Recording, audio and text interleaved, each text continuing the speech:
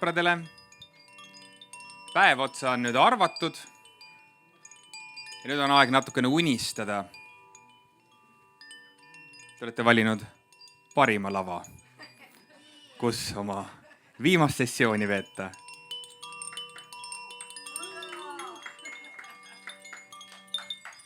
Ja see heli ütleb seda, et te kõik olete ka väga ilusad.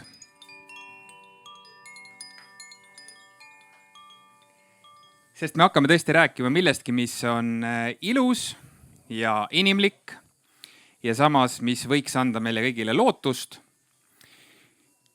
Sest et see vist ei ole kellelegi üllatus, et kipub olema niimoodi, et maailm ja Eesti elab praegu väga selliseid veidraid aegu. Et inimesed ei kipu väga hästi läbi saama üksteisega ja on päris palju selliseid lahkhelisid ning võib-olla isegi tundub selliseid täiesti parandamatuid lahknevusi inimeste arvamustes. Ja siit ka küsimus, et kas on võimalik kuidagi leida mingisugust ühisosa, kui me mõtleme tuleviku peale, näiteks aasta peale 2050.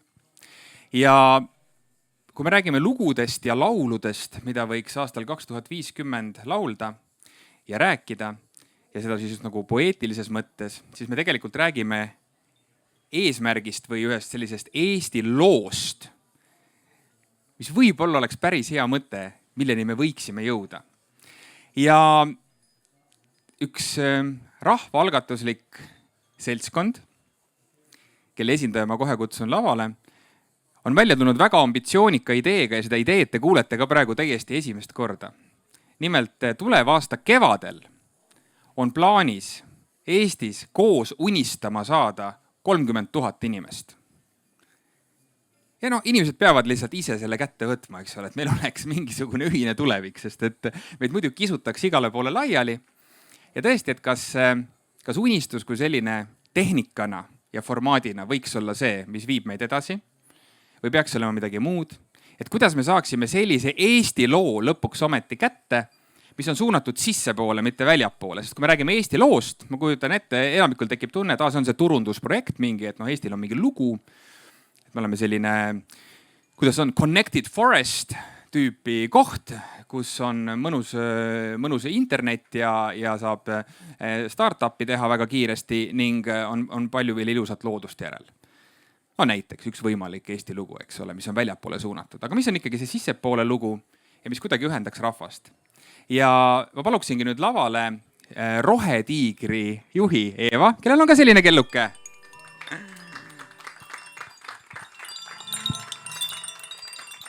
Eeva on siin terve päeva istunud, vaadake, meil stiilid hästi erinevad. Mina lasen lihtsalt sellel nagu olla. Eeva teeb juba niimoodi käega.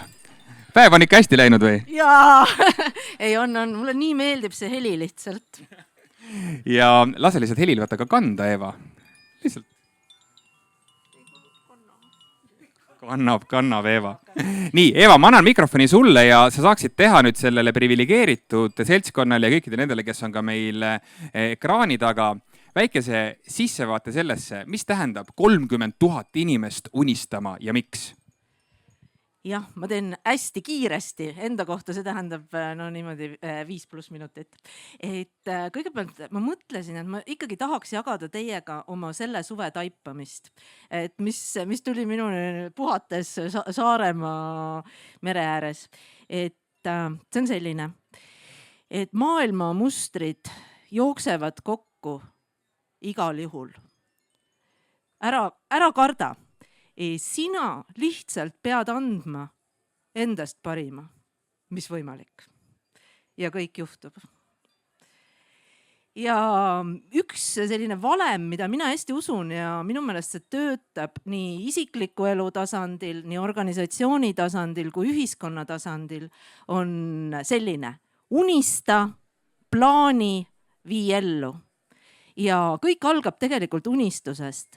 Mida suuremad asjad, seda suurem peab olema unistus, seda rohkem inimesi peab olema unistuse juures. Näiteks, kusjuures 3 unistust, mis on seotud augustikuuga.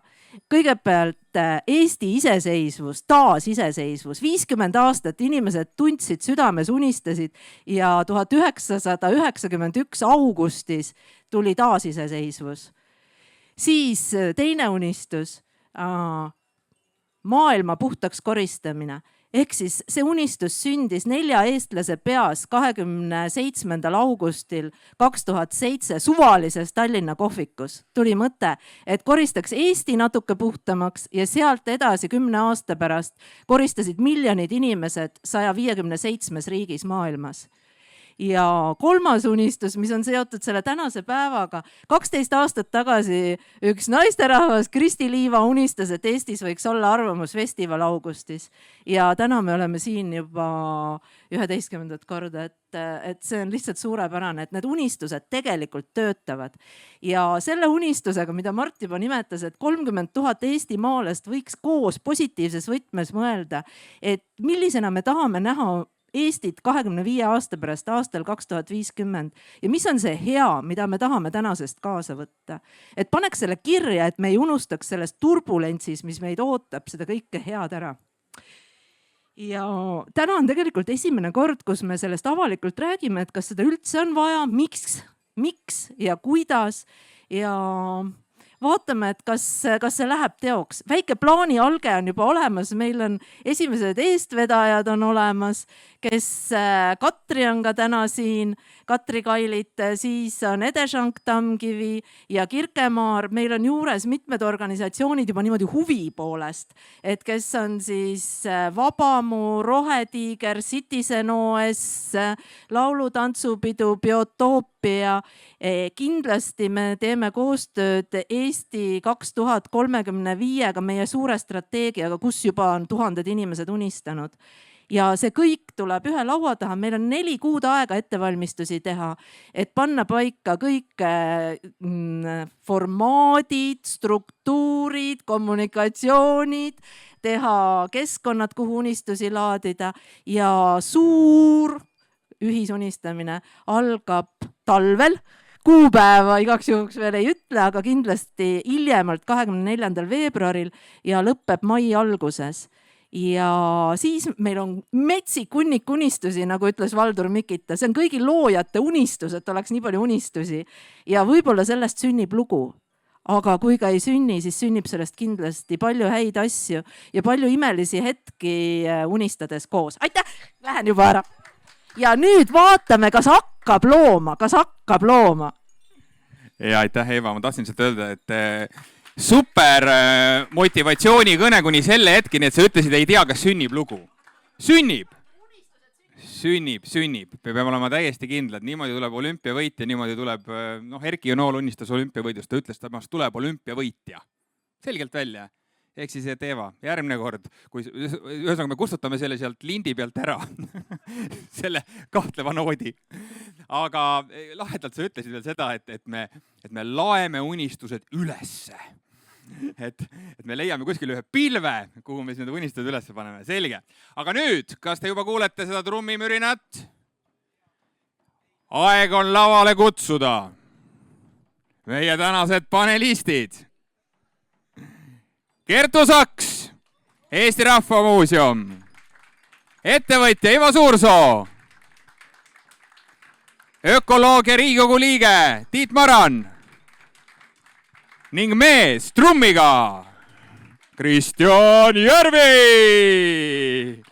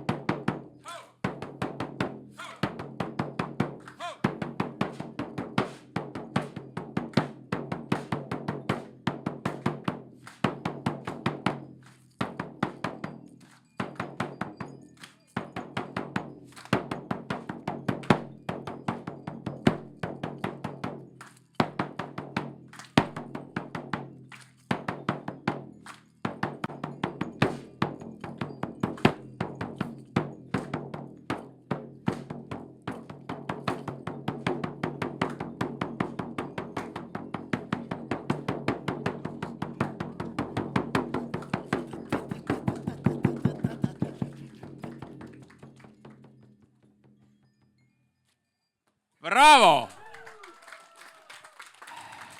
Algus oli unistusele asjakohane ja leidke palun mikrofonid. Ma tahaks küsida esimese küsimuse kohe jällegi Arvamusfestivali formaati natukene rikkudes. Jah, ei vastus. Pange mikrofonid tööle käiaks juhuksid onni peale.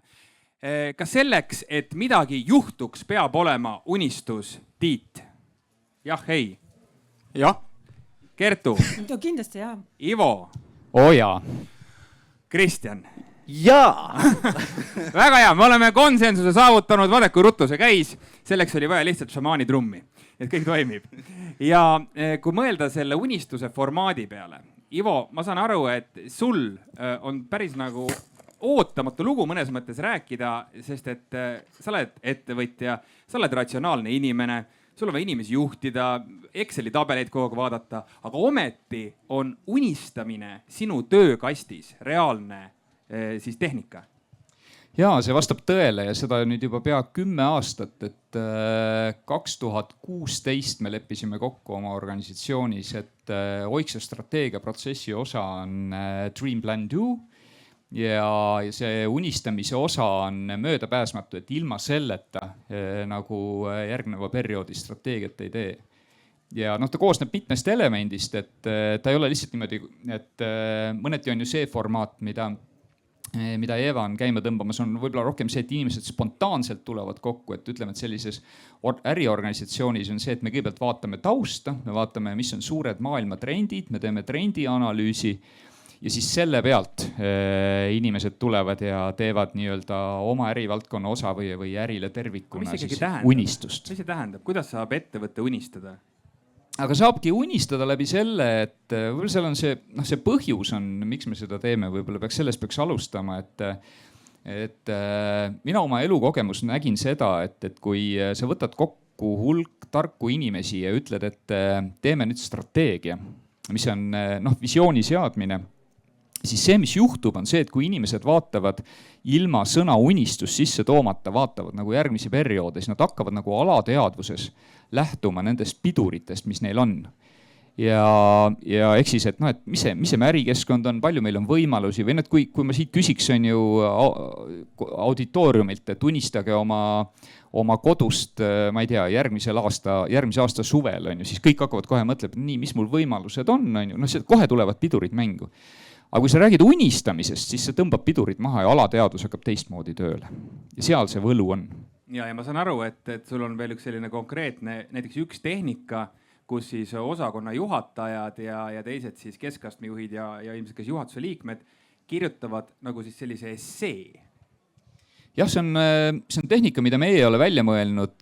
Minu arust, kui ma ei eksi, siis äkki see tuli Amazoni juhilt Jeff Bezosilt, et inimesed kirjutavad siis oma sellest unistusest, mida nad on loonud, kirjutavad ajalehe artikli. Et see on näiteks siis, ma ei tea, Timesi esileht, mis räägib sellest, et mida on saavutatud 10 aasta pärast. Ja nad vaatavad nagu tagasi, jah? Et just kui see artikkel vaatab nagu ajas tagasi, mida on saavutatud selle aja jooksul. Et see on nagu see formaat. No, päris põnev. Tiit, sina oled sattunud nüüd Riigikokku. Ma ei tea, kas Riigikogus on ka unistustel mingisugust kohta või ei ole? Kas ometigi ei arvanud, et ma unistasin Riigikokku saamisest? Vasta ise. Ei. Elurajad lihtsalt kujunevad nii, nagu nad kujunevad. Aga mida sa tahtsid, et ma räägiksin sul? Räägi kõigepealt seda, et kas Riigikogus üldse käib sellist unistamist ka või? Ja vaata, nüüd ma olen selles keerulises olukorras, et kui keegi ütleb mulle sõna unistamine, siis ma tahaksin küsida, aga mis asi see on. Ja siis, kui tuli jutt sellest, eks ju, et me peaksime sellil teemal rääkima, siis esimene mul oli tõrge, et mis neetud unistamine, et käigu kukkule oma jutuga umistamisest. Aga siis ma hakkasin järgi mõtlema. Inimene on Riigikogus täiesti muutunud. Ja, ei tea. Ma oleks ilmselt ka täpselt samamoodi ütlen eelmine kord või varasematel aegadel, et ja enda jaoks vähemalt ma defineerisin unistuse nagu raamideta mõtlemise. Ja mõte on siis selles, et tavapäraselt meil on mingi kontekst, milles me mõtleme. Eks ju? Ja see kontekst väga sagedasti ei võimalda meil näha teistsuguseid lähenemisi. Ja selleks, et neid teistsuguseid lähenemisi üldse näha, pead sa raamideta mõtlema. ja toon siia sisse Kanemali nimi, kellest on rääkinud sellest aeglasest ja kiirest mõtlemisest, et see oleks see aeglane mõtlemine. Aeglane mõtlemine on vaat selline, mida sa võiksid siis sinna Riigikogu konteksti panna, aga unistamine on natukene poeetiline, sama asja sisu. Kas ta on oluline? Kindlasti, selleks, et kõikides nendes teemades, mis meie ees ühel või teisel viisil on, vähemalt proovida leida mingeid lahendusi, sest kui me raamides, me neid kindlasti ei leia. Aga kas Riigikogu on ju isegi ühe unistuste dokumendi vastu võtnud, et Eesti 2035? Olen seda kritiseerinud, jah, aga rohkem ma ei tahaks rääkida sellel teemal. Kertu, räägime Eesti Rahva Muuseumi seisukohast, et mõnes mõttes sa ju tegeled koos oma kolleegidega ikkagi minevikuga peamiselt. Nüüd täna me tegeleme siin jõuliselt tulevikuga. Kas sellel on kuidagi kohta Eesti Rahva Muuseumi kontekstis ka? Loomulikult on kohta, et Eesti Rahva Muuseumi kõige olulisem ülesanne on säilitada lugusid Eestist. Et me üldse teaksime, kes me oleme või miks me sellised oleme, et sellel oleks kuidagi mingi ajalugu ja mingi õigustus, vaata, et kust me tuleme ja mis me teinud oleme ja kuidas me oleme kujunenud.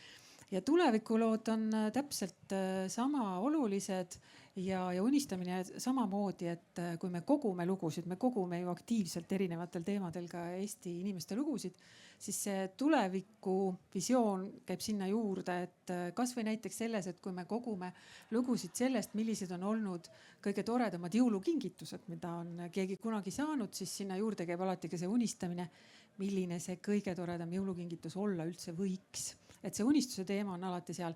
Kui ma tahan lisada siia seda, et tulles kultuuriorganisatsioonist, see on Kristjaniga võib-olla seda jagada, et eks kultuuriinimesed ongi, palju ju suhtutakse kultuuriinimestesse niimoodi, et nad ongi natuke teistsugused, et nad võib-olla mõtlevadki natukene laiemalt, natukene rohkem piirideta, oskavad rohkem unistada, nii nagu meie Excelitega tegelevad finantsinimesed ka muuseumis ütlevad ülejäänud rahva kohta, et tegemist on udupilvikutega. Et vaat need udupilvikud ainult unistustes elavadki ja sellistest unistustest sünnivad muidugi jube kihvtid näitused. Ja väga hea. Udupilvik istub seal minu vastas ja härra Järvi, vabandust, on siis ikkagi öelnud muide näiteks niimoodi. Kõik räägivad vaimsest tervisest, aga keegi ei saa aru, et tuju on vaja tõsta. Kas unistamine teeb parema tuju? Muidugi. Tead, ratsionaalsus on niisugune asi, kus sa näiteks ükskõik kus tasemel, ettevõtte tasemel või Riigikogu tasemel, me ikka lähtume sellest ratsionaalsusest, mis põhiliselt põhjendab meie kahtlusi. Et me põhjendame kõik oma kahtlused ja kinnitame need ära ja siis hakkame sealt nagu unistama. See ei tööta lihtsalt.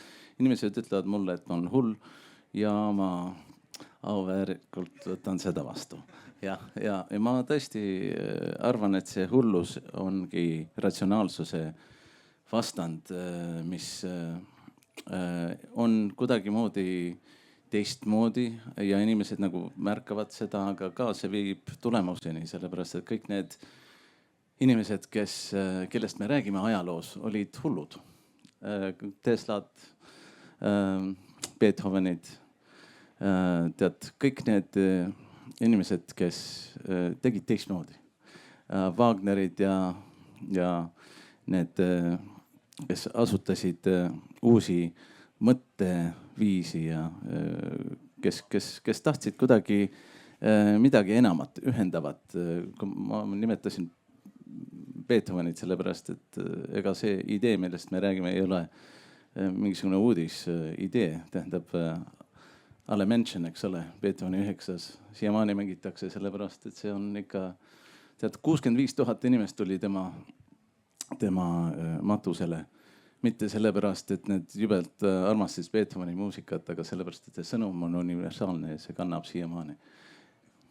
Tiit, sa tahtsid remargi öelda? Jah, lihtsalt see sõna ratsionaalsus puudutas mind sügavalt, et lihtsalt ratsionaalselt on kole raske unistada, usu mind. See on täiesti lootusetu ja kui räägitakse absoluutsest ratsionaalsusest, siis mina ei tea, kas sellist asju on olemas.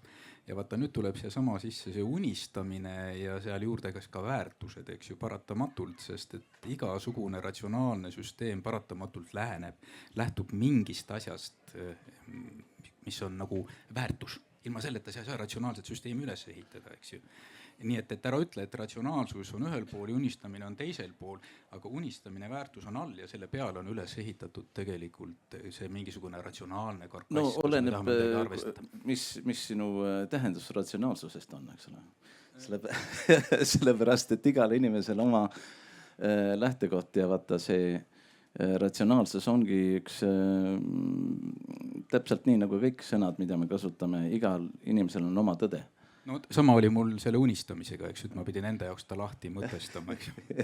ja põhiliselt mul niisugune tunne, et kui me räägime pärimusest, eks ole, Eesti on ju põhiliselt pärimusriik, me oleme nii vaimustuses sellest iidsest kultuurist ja kõik sellest, mida me kogeme oma pärimuskultuuris, eks ole. Viljandi folki lähevad inimesed ringi hüppama tegelikult uuendatud vormis sellest, mis ta oli. Ja kui me lähme küllaltki kaugele tagasi sellesse kohta, mis on iidne Eesti, tegelikult meie nimi isegi pärineb see Eesti, mis pärineb esteetikast tegelikult. See on, kuidas sa kujundad, see on, kuidas sa kujundad tervet seda maailma seespoolt välja. Kertu, kas see oli sinu jaoks uudis või? Et Eesti tuleb esteetikast. Tead, see oli uudis, aga mulle meeldib sinu lähenemine, Kristjan, sellest, et on väga loominguline ka käsitleda erinevaid termineid erinevalt. Aga vaata, kui sa Rooma maakaartide peal vaatad, kui see Aesti, eks ole, Aest on kirjutatud, ma hakkasin seda uurima. Ja tegelikult seal olid mingisugused hõimud, keegi tegelikult need Rooma legionid panid selle nime nendele, sellepärast et need siis olid isegi siin meie eelkäijad ja meie esivanemad, sa võid niimoodi isegi kutsuda neid, mingisugused nõiad, kes avasid portaale, aga kus sa neid portaale avad, eks ole, iseendas. Sellepärast, et kui sa kutsud oma hingeosakesed kohale, siis tegelikult te oledki minu hingeosakesed ja see on minu hingeosakene ja see on ja kõik see terve värk on tegelikult ainult meie iseenda sees. Ja kui me näeme seda, siis ma hakkan hoolitsema iseenda eest, kui tema on mina ja tema on mina ja tema on mina, siis ma hakkan hoolitsema selle asja eest, mis on mina kõik, eks ole. Ja siis meil terve see värk muutub. Ja kui me saame selle hõimu tagasi sellesse arusaamisesse, mis tegelikult oli, mis on väga põlisrahvalik, jah. Põlisrahvas, teate, et me oleme põlisrahvas või me oleme liiga ära linnastanud isegi teada, et me oleme põlisrahvas, sellepärast, et tegelikult meid on tahetud kuidagi moodi oma sellest pärimusest lahutada. Ja ma arvan, et kui ma hakkasin vaatama, mis see sõna esteetika tähendab tegelikult ja miks anti sellele hõimul tegelikult see Aesti, see nimetus, siis ma panin kaks asja kokku ja mõtlesin, kurat, tõesti, see on midagi geniaalset, et see arusaamine, et kõik toimub ainult läbi minu enda. Kui mina ei oleks elus praegu, siis ükski teie ei oleks minu jaoks elus. Eks ole? Ja täpselt tagurpidi. Ja kui me tegelikult niimoodi hakkaksime seda asja vaatama, et kuidas me parandaksime maailma, esialgu paranda ise ennast. Ja siis maailm paraneb ja kõik muutub. Kertu? Ja mind ka väga kõnetab see, mida sa rääkisid, üritan tõlkida. Publik tänab. Et me oleme nii vana juurikaga rahvas, nii suure ajalooga tegelased, et meie jaoks on ülimalt oluline, et see säilib.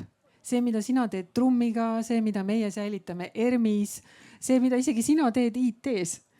See, mida sina teed oma tööga ka loomaaias ja ka Riigikogus. Ma hakkasin mõtlema, et kas sa nüüd nimetasid Riigikogu loomaaiaks või vastupidi. Jaa, paneme kokku. Kas siin on Õhtuleht? Siit lavalt tuleb pealkirju. Siit tuleb pealkirju. Et meie kõige suurem unistus rahvana ongi tegelikult ju see, et meil lastaks rahulikult olla see põlisrahvas ja keegi pagan ei segaks. Aga tegelikult sul on nii õige filosoofia. Tegelikult me tahame olla lihtsalt olla. Lihtsalt armsad, õrnad ja lihtsalt olla. Täpselt nii nagu kõik see loodus on, eks ole. Tema õpetab meid ja kui me õpime sellest looduspildist, mis on meie ees ja me ei pane seda mingisugust skeemitamist, mingisugust mentaalset strateegiat, kuidas tegelikult me elame fiktsioonis. see ainukene asi, mis on päris, on see värk, mis on meie ees. Ja kui me hakkame mingisugust skeemi loome, ökonoomilist skeemi, mingisugust majanduslikku skeemi, poliitilist skeemi, siis see on kõik mingisugune värk, mis me oleme ainult välja imenud kuskilt näpust niimoodi, et tahame olla teiste moodi. Ei, oleme meie moodi ja oleme fantastiliselt koos ja armastame üksteist ja see on nii simple. ja ma arvan, et me saaksime seda kinkida terve maailmal, sellepärast terve maailm ootab seda. Kõik tahavad seda. Terve maailm lihtsalt ootab, millal need eestlased valmis saavad oma selle hõimuga. Nojah, nüüd sa juba lahendadki seda suurt mõistatust, mida kevadel punuma hakatakse. Ma saan aru, et see mõnes mõttes, mis sa Kristjan rääkisid, ongi nagu sinu lugu. Ja see oleks nagu see lugu, mida sa pakud Eestile. Täpselt nii. Väga hea. See on see Meelte Videviku lugu tegelikult. See on see värk, mida ma siin inimesed räägivad, Meelte Videvik, mis pagana imelik Videvik see on niisugune. Isegi mu isa ütleb, see on meeste Videvik hoopis. aga ei, ma ütlen ikka Meelte Videvik ja tegelikult see ongi see meele olemus. Kuidas navigeerida neid meele erinevaid seisundeid. Isegi asjad, mis on nukker niisugune olend või meeleheide või õnn või kuidas me jõuame niisuguste seisunditesse. Aga kui me mõistus on natukene välja lõigatud pildist, siis tegelikult kõik on korras. Kõik on väga hea. Ja kui me saaksime liituda just sellel tasandil, et kõik on tegelikult väga hea ja me ei pea muretsema, me peame tegelikult nägema, et me oleme kõik üksteise osad. Siis sealt me hakkame ennast ehitama ja siis välja tuleb üks loov tegelane. Ja ma olen isegi välja mõtlenud ühe niisuguse tegelase, kes on Estonia muusa. Estonia with two eyes. Välismaalastele Estonia with two eyes so you can see better. Saate aru? Ja, et kahe silmaga. Ja, aga tegelikult kaks i-d, nagu inglise keeles I täht on i. Estonia siis. Ja just. Ja see on muusa. Ja tegelikult see muusa ongi see loov, mänglev laps, kes avastab, kes ei kahtle, kellel on kõik andestatud, eks ole. Sellepärast, et tegelikult laps kunagi ei hakka mõtlema mingisuguse veidruse peale nagu täiskasvanud. Ja, Ivo, sul on mõte läinud nüüd tööle. Just, et mulle hästi meeldib see mõttelõng ja just sellepärast, et ma näengi siin, ütleme, et selle 30 000 inimese unistuses siin nüüd ongi see kõige suurem küsimärk ongi, et kuidas saada inimesed sellest sellisest pragmaatilisest unistusest, et saaks ma homme hakkama, et siin Tartu Antropoloogiakeskuse Keiutelve juhtimisel just mõned kuud tagasi tegi ühe uuringu Eesti maapiirkondade ettevõtjate hulgas. Ja see on šokeeriv. See on see, et nende unistus on aeglane suremine. Et liiga ruttu ei tuleks lõpp, et kõik see, mis ei unistata enam suurelt, vaid sellest, et vähemalt kestaks see, mis on. Ja kui me nüüd põrkume 30 000 inimesele, kes on kuidagi oma elu teel, ütleme, et nad ei ole nii helges momendis, et kuidas see tuleb, see helge moment tuleb tegelikult enne genereerida, enne kui nad lähevad liiga praktiliselt unistama. See on, ma arvan, see üks väljakutse. Vaata, see unistamine ei tohiks olla, see ei tähenda, mis on võimalik. See mõnikord inimestel on, unistus on, unistame nendest asjadest, mis on võimalikult saavutada. Ei, tegelikult unistame nendest asjadest, mis ei ole võimalikult saavutada, sellepärast, et siis me jõuame selle piiri, mis on võimalik saavutada, juba nihutada teise kohta.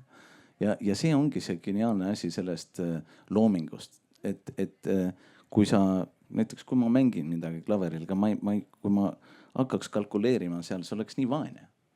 Aga kui see ise nagu voolab ise endast välja, jah, seal on vigu, seal on igasugust jama, mida ma pean hiljem nagu ära koristama.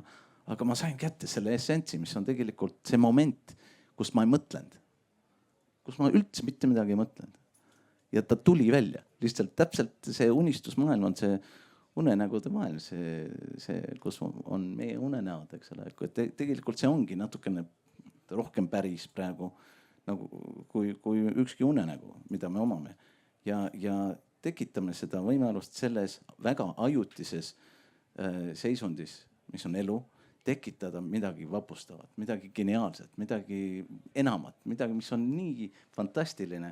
Aga kuidas? Ikka koos, mitte üksi. Et ma konkureeriks põhiliselt temaga. Miks ma peaks temaga konkureerima? Ma parem aitan teda.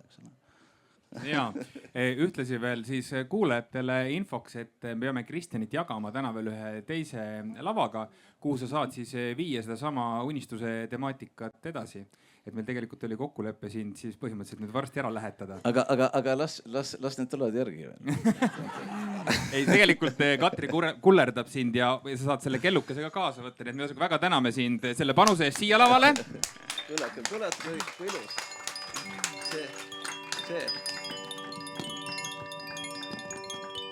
See on midagi, see on nii ilus, eks ole.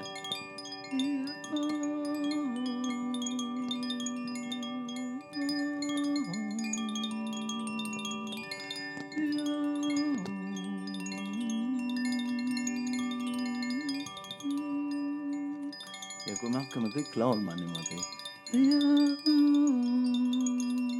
Laulge.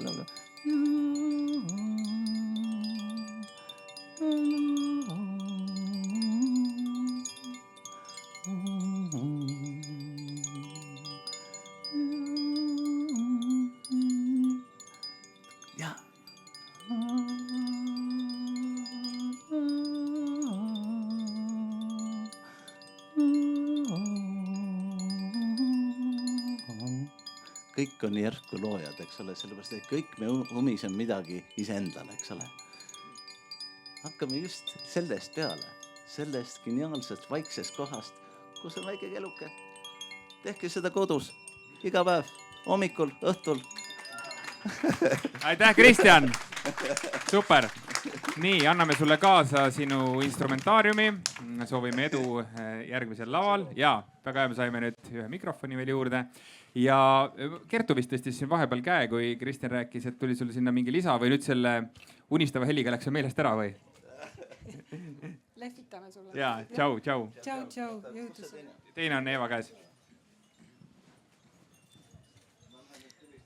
Ja, aitäh sulle veel kord. Nii, Kertu. Ja jällegi võib-olla kommenteerida seda, mida ka Kristjan rääkis, et kuidas tõusta sellest mundaansest argi probleemist nagu kõrgemale või et unistada ja mõtiskleda millestki muust. Et eks see ongi meie ülesanne tänases päevas, kui see reaalsus on tegelikult vaieldamatult ju väga ilge. Just, et saime kunstniku ära saadetud ja me saame hakata rääkima ilgest reaalsusest ja kusjuures me räägimegi ilgest reaalsusest, sest see on meil põhiline kontekst ju praegu. Aga Ivo, sina pead olema siin kõige kargem praegu, et sa pead seda lippu kandma. Kuidas me ikkagi selle looni peaksime jõudma? Selles mõttes, et kas sa kõigepealt kirjutad alla sellele minu tunnetusele, et meil on neid lugusid väljapoole olnud küllalt. Aga sisse tegelikult, mis meil oli? Tõesti see vabaduse lugu, mis Eeva rääkis ja mis kandis ja lõpuks see tuli. No siis tegelikult oli ikkagi see NATO-sse ja Euroopa Liitu saamise lugu. See oli suur lugu, eks ole, ka kandis. Kõik oli väga hästi. Siis oli meil vahepeal üks selline lugu, ma tuletan meelde, 5 Euroopa rikkama riigi hulka. See küll ei olnud vist mingi üldrahvalik lugu, see oli vist ühe partei lugu, aga ikkagi see kõlas kuidagi nagu paeluvalt, mis praegu on lihtsalt tagurpidi, ma saan aru, et me oleme 5 kõige kallima riigi hulka liikumas. Aga ühesõnaga, et kas sissepoole sa usud, et me saame selle looga nagu hakkama? Jaa, no kui me mõtleme selle peale, et meil on tegelikult sissepoole lugusi veel olnud, et mõelge kas või Tiigrihüpe. Et esimesel hetkel on ju kõikidesse koolidesse arvuti, hüüdlause kõlas nii mõnelegi lapsevanemale sellise asjana, et ma ei taha, et minu laps on rohkem arvutis. Aga selle mõte taga oli see, et ühiskond laiemalt on muutuses, meil on vaja inimesi, kes saavad aru sellest tehnoloogiast ja see tõi meile järgmise hüppe. Et meil on neid sisemisi lugusi ka ja ilmselt neid on väiksemaid veel selliseid. Ja ega me ei ole millegi poolest erilised eestlased, et meil peab olema neid lugusi, mis kannavad. Sakslased tegid oma viimase 10 aasta jooksul tegid ära kogu oma majanduse pöörde Industry 4.0 looga, et ega need lood võivad olla mingitel aegadel mingisse kohta, aga see, millest me täna räägime, on tegelikult natukene selline Eesti identiteedi lugu ja see, mida me tunneme, on nagu see identiteedi puudus või sellise suurema sihi puudus, et seda me ei ole tõesti ammu proovinud ma viskan siia juurde ka selle, ma arvan, on ühtsuse puudus ja see on veel kord globaalne, aga meil on ka see väga tugevalt, et võib-olla see on kuidagi identiteedilooga võimalik kokku panna, aga ma näen, et see on kõige suurem probleem. Et see on ju see lugu, et ise nii väiksed ja kogu kaklevad. Ja kui ei ole ühist vaenlast või ühist unistust, siis toimubki jagunemine. Need ei ole ju diametraalselt siis ühesõnaga kumb ots siis, ma saan aru. Üks või teine peab olema, kas ühine vaenlane või ühine eesmärk. Kertu? Ja et nendest suurematest ja väiksematest Eesti unistustest, et siis kindlasti siia ritta tasub seada ka ligi 100 aastat Eestis unistatud ERMile oma maja ehitamine ja siit edasi mõeldes kõik need suuremad sümbolehitised, eks ju, mida siis on unistatud ja mida siis Eestile teha. Ja ka see ERMi uus hoone valmis, tookord olime me veel majandusliku õitsengu faasis. Aga nüüd läheb kõik kuidagi allamäge ja siis tekibki ka see küsimus, et kas siis see unistamine lõpeb ära Eestis tänu sellele, et lihtsalt raha enam üldse ei ole? Ja, see on väga hästi püstitatud küsimus. Tiit, kui kontekst on nagu ta on, nii globaalne kontekst, lausa sõjaline kontekst ja seesama tõesti meie majanduslik kontekst, inimeste heaolu kontekst, kas see tuleb üldse mingit nahka? Kui me kõik hakkame nüüd kirjutama seda unistust, lõpuks on ikka see, et oleks lihtsalt leib laual. No leib laual kipub alati olema, eks ju, kõik sõltub seda, mida me leivaks peame, eks ju, et kui me räägime vaesusest, rikkusest, need on suhteliselt mõisted läbi aegade olnud. Aga mulle tundub, et kui me räägime unistusest või sellest visioonist või mingist ühisest loost või ühisest maailma nägemisest, siis see, mida on tarvis, on märkimisväärselt suurem kui kõik need asjad, mis praegu siin on. Me oleme sellises ajaloolises murrangus, kus suures osas kõik see varasem arusaamine maailmast enam ei kehti. Ja see vajab muutust. Ja võt seal tuleb just sisse see, et me peaksime tõsiselt võtma kõikidest raamidest lahti ennast võtmist ja tulla oma selliste põhiküsimuste, fundamentaalsete põhiküsimuste juurde terve ühiskonnaga. Ma torkan vahele, mis asi enam ei kehti? No ma pean silmas kas või seda, et kui me vaatame praegust kosmoloogiat või seda maailmavaadet, mis meil on, see on kasvukeskne. Kõik asjad peavad kasvama. Ükskõik mis asi. Olgu ta majandus. Me ei küsi, miks me seda peame kasvama. Öeldakse, et heaolu ja majanduse kasvu vahel on võrdusmärk. No ei ole, mitte kuidagi ei ole. Siis me võime tuua veel, eks ju, et meie kultuurihooned kõik peavad meeletult kasvama ja suuremaks kasvama. Võib-olla ikka praeguses hetkes nad on head, aga järgmises hetkel me tahame veel rohkem neid kasvatada. Kuhu me tahame sellega välja jõuda? Ja lõppkokkuvõttes siin, kui Kristjani juttu, et tegelikult oleks hea lihtsalt olla, eks ju. Et lihtsalt kõik need teemad, kust need ajad tulevad, on kõik see, kus me saime meeletult kasvada, kus oli see kiire kasvuaeg oli sees. Isegi kõik meie majanduslikud kontseptsioonid, rahanduskontseptsioonid, maailma nägemine, isegi teadus ja kultuur on üles ehitatud selle peale, et kõik peab kasvama järjest suuremaks. Aga ruum, kus me oleme, on täpselt sama. Ta ei saa juhtuda niimoodi. Ja võt sealt tekivad need keerulised kohad, et kuidas täielikult ümber muuta. See on niisugune täiesti hullumeelne ülesanne, aga kui seda koos toimetada ja leida see ühine joon, mis hoiab koos peale selle, Eesti ei ole eraldiseisev üksis, ta on maailma üks osa ja tohutult tihedalt kõigega seotud, siis see oleks mingi selline väga oluline lipp, mis aitaks seda kultuurikillukest edasi. Ma saan sust õigesti aru, et meil on vaja muuta mõtlemist.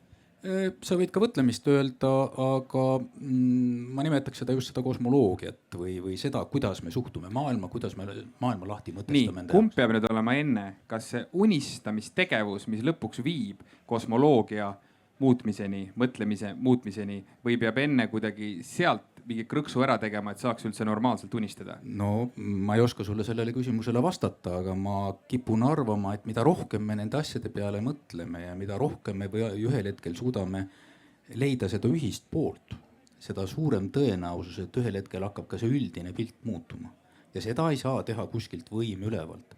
Seda peab rahvas ise tegema. Ivo, kuidas sa nüüd seda ikkagi kõrvalt kuulad, et kas sa saad aru, et mingi kosmoloogia on muutunud või muutumas teiseks kosmoloogiaks, esiteks? Ma saan väga hästi aru sellest ootusest. Ma saan väga hästi aru sellest ootusest, et ka ütleme, et ettevõtluses olles meil on ka inimesed, kes ütlevad, aga lõpmatuseni ei saa ettevõte ju kasvada. Ma natukene selle maailmavaate vastu ütlen, et tegelikult ei ole nii. Selles mõttes, et kogu aeg toimub ka, see on nagu looduses. Et samamoodi võiks öelda, et sa paned tammetõru maha, ta on juba meetrine, et ta ei saa, lõpmatuseni ei saa kasvada, aga lõpmatus ongi natuke definitsiooni küsimus. Millegi pärast mõned tammed on ju sellised, et meil on 5 inimest võtavad ümbert kinni ja mõned kuivavad ära peale seda, kui nad on 15 sentimeetrit jämedad. On ju. Et see on nagu loomulik areng, mis toimub ja nagu öelda, et meil on vaja teistsugust loodusseadust. Mina seda kohta täna ei otsi. Ma pigem otsin seda, et milline on õige tasakaal. Et milline on õige tasakaal selles, et kõik peab arenema, sest arengut teadlikult pidurdama hakata, ma ei näe seda kohta. Ja selle unistamise protsessis on samamoodi, et tegelikult sa unistad mingisugusest olekust ja see olek on kindlasti teistsugune kui täna. Ja see on ikka tegelikult areng. Nii et mina ei seaks seda kindlasti eeltingimuseks, et meil peab olema mingisugune uus kosmoloogia defineeritud. Mina ütleks, et inimesed, et unistage, milline on see Eesti, kus me päriselt olla tahaksime ja kus meie järeltulijad olla tahaksid 50, 20, 60 aasta pärast. Ja sealt tekib see kosmoloogia või? Sealt tekib see kosmoloogia, jah. Tiit? No ma ei tea, ma vaataksin neid asju teiste nurkadest, päris huvitav oleks debateerida sellel teemal, et esiteks, kui sa ütled, et arengut on tarvis, see mõiste on sügavalt teleoloogiline, et ma tahan küsida, kuhu me välja jõuame mingi arenguga, et mis on see, mis me ütleme, et nüüd me oleme rahul, eks, et kus on see piir.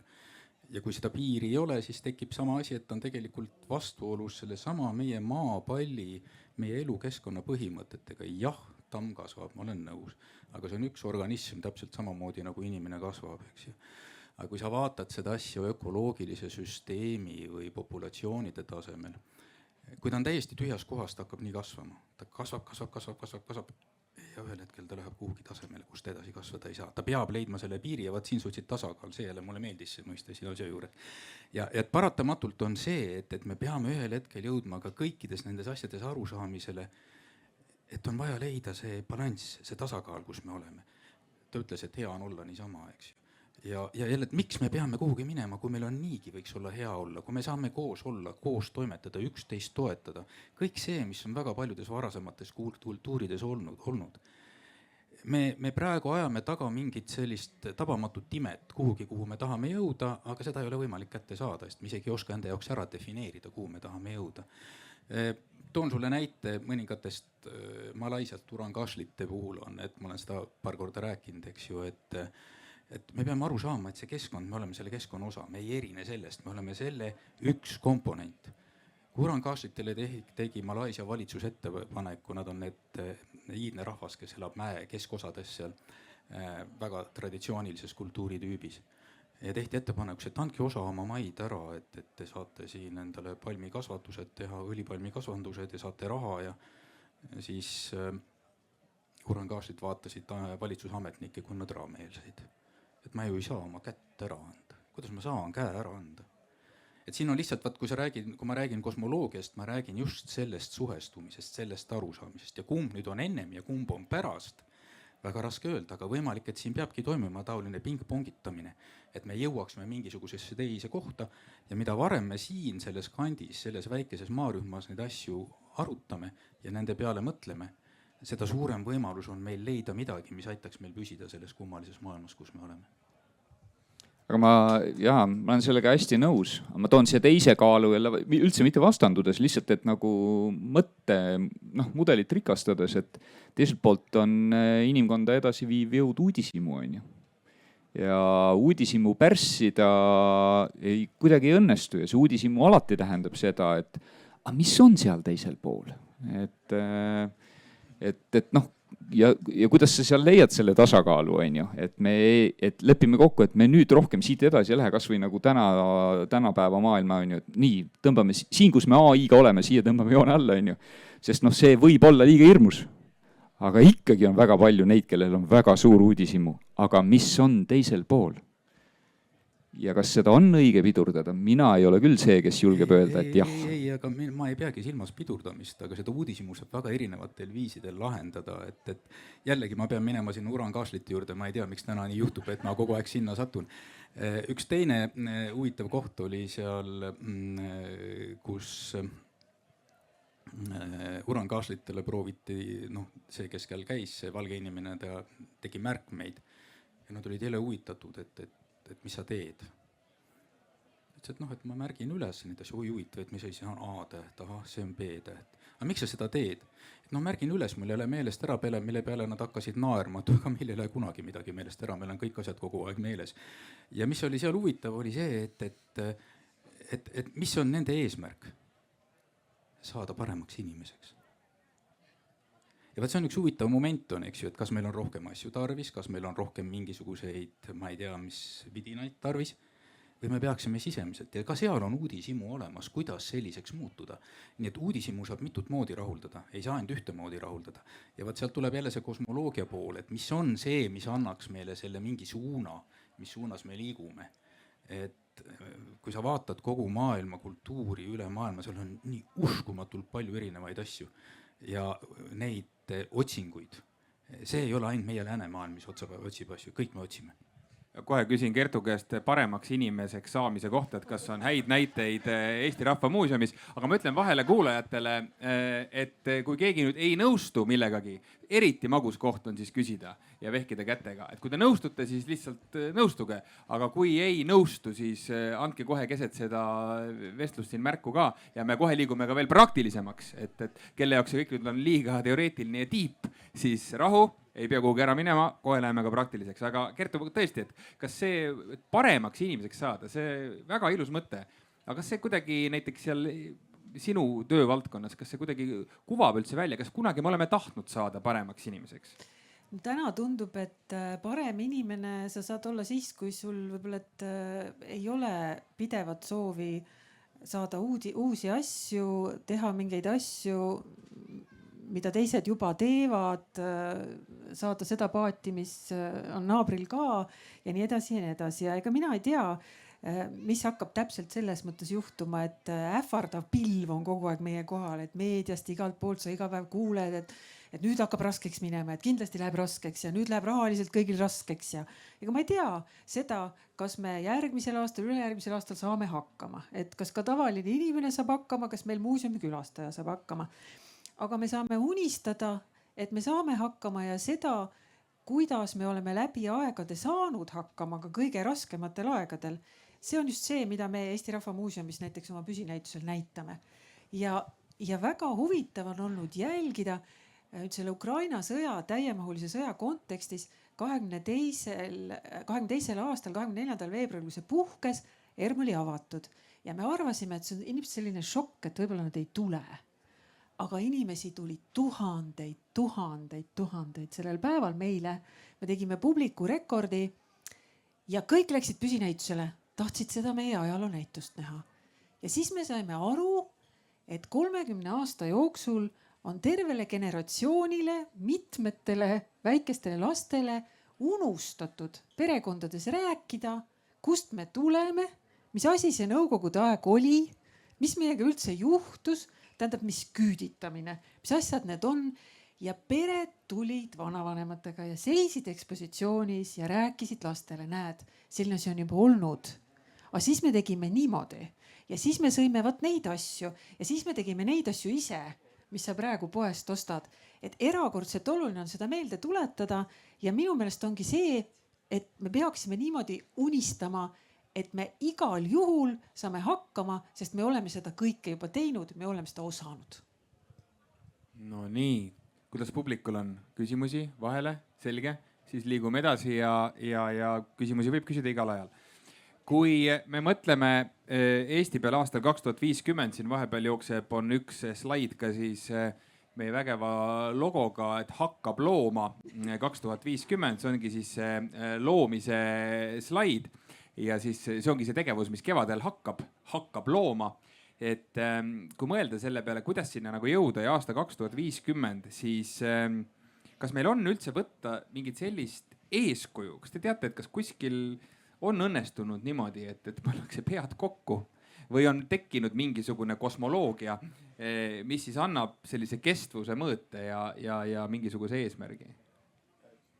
Kohe ma vastan sulle selle küsimusele, aga ma tahtsin natukene resoneeruda sinu jutule. Seal oli üks jube oluline asi on see, et kui me räägime, et kõik on halb, siis me ei pea seda rääkima moornide nägudega, et issand, mis meist küll saab. Alati saab asju hästi teha, eks ju, et see peaks olema optimistlik, eks ju, rõõmsameelne. Siin see, kes mees istus, see oli ju niisugune emotsioonipomm, et me peaks kõik niisugused olema selle loo puhul, et mitte rääkima mornide nägudega, et maailm saab otsa, eks ju, mis on lollus, maailm ei saa kunagi otsa. Vähemalt mitte sellises ajaskaalas, mis meil on tunnetatav ja tajutav. Aga kui sa küsid, et kus on olnud selliseid asju, Jared Diamondil on üks raamat on Upheaval, mis on nagu väljatõmbamine, kus ta on vaatanud erinevaid riike, kultuure, kes on keerulistes situatsioonides leidnud välja töö ja üks neist on kaugel ja teine on hästi lähedal. Kauge on Jaapan, kes Jaapan oli suletud riik ja oli tunne taoline, et ta kukub täielikult kokku, aga nad võtsid ennast kokku, said aru, et nii toimetada ei saa ja suutsid oma süsteemi ümber ehitada niimoodi, et nad muutusid võimsaks riigiks. Muidugi nad läksid väga imperialistlikuks vahepeal, selle jätame praegu kõrvale selle teema. Aga teine on meil palju lähemal, on need meie õnnetud naabrid, soomlased, eks ju, õnnetud jutumärkides loomulikult. Et me oleme kirunud Finlandizationit ja kõiki, aga see oli väga ratsionaalne poliitika, et nad saaksid püsima jääda. Nad väga põhjalikult kaalusid kogu oma poliitika ümber selleks, et nad nägid, mis nende kõrval on, nad peavad hakkama saama, väga kaalutlesid täiesti mingid põhimõtted, tegid ümber, mõningad päris kõrged poliitikud tegelikult ohverdasid ennast selle nimel, et see riik jääks püsima. Nii et asju on ajaloos olnud, aga seal alus oli see, et võeti ette olukord, kaardistati olukord, lükati kõrvale kõik varasemad arusaamised ja hakati mõtlema, kuidas edasi minna. Meie võime siin küll neid kritiseerida, aga soomlased toimetavad hästi, on ju. Nii et neid asju maailmas on, ei ole üldsegi, neid on veel, kui otsima hakata, neid on palju varasemad. Väga hea raamatusoovitus oli siin muu hulgas. Tahad sa Ivo midagi lisada? Ja, et neid on tõesti on veel, et kui vaadata nagu Botswana edulugu Aafrikas või mis on Singapur teinud on ju inimpõlve jooksul, et neid näiteid on tõesti palju. Et igal ühel on oma mingisugune nurk, aga siit on mida õppida. Jah, võib-olla on lihtsalt küsimus selles, et kas see on rohujuure tasandi selline aktsioon, on ta a la Lennart Merilikult sõnastatud unistus ja selline käivitav mingisugune slogan, Eesti Nokia otsimine näiteks, mida me vist lõpuks ei leidnudki või leidsime või ma ei mäleta, ei leidnud vist. Siis, aga vähemalt meil oli unistus, me püüdsime sinna poole.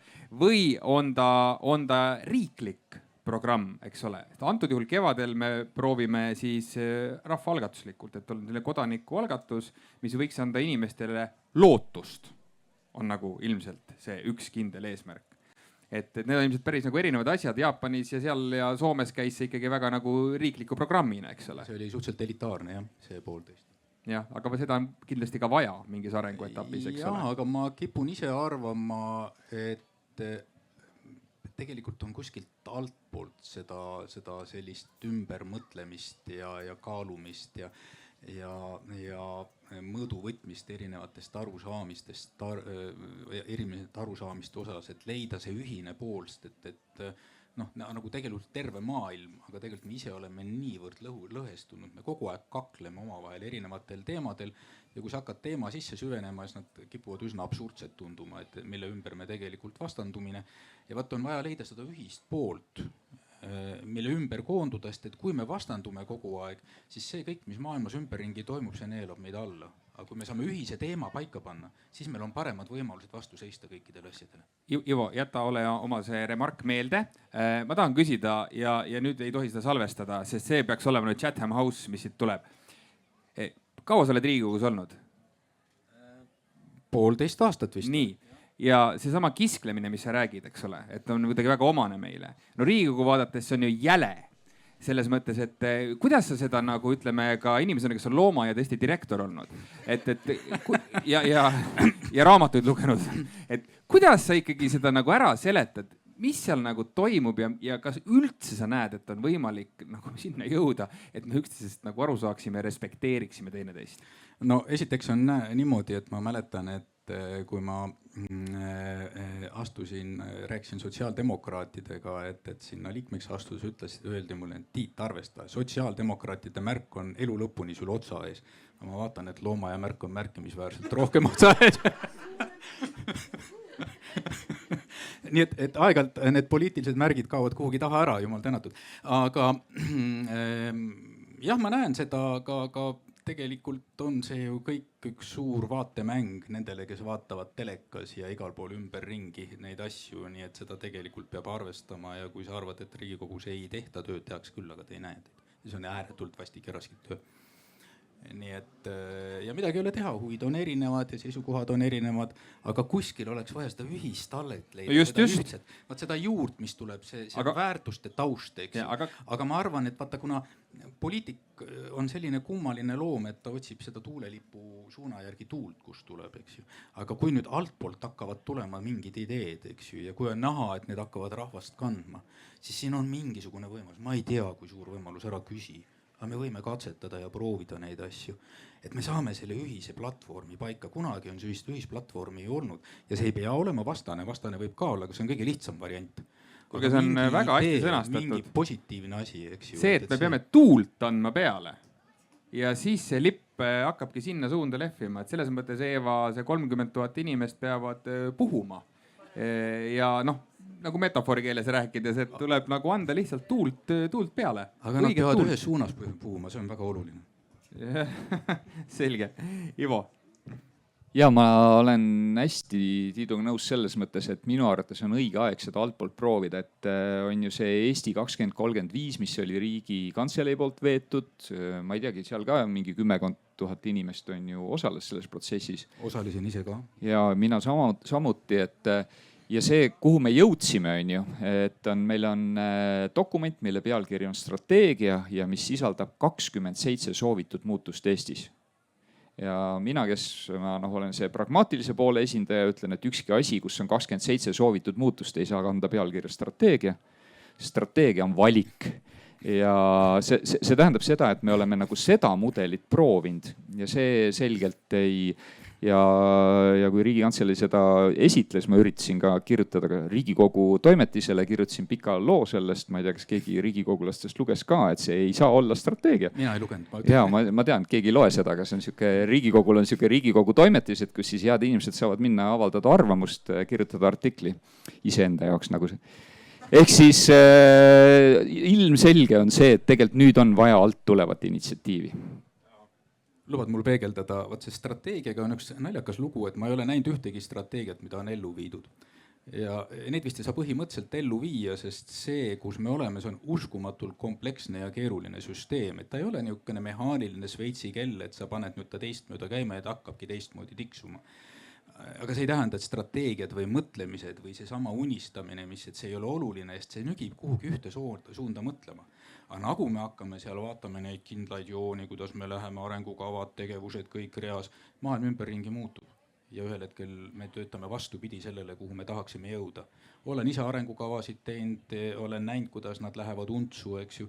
Ja mul üks sõber ütleb, et arengukava on väga oluline kuni selle hetkeni, kui ta on vastu võetud.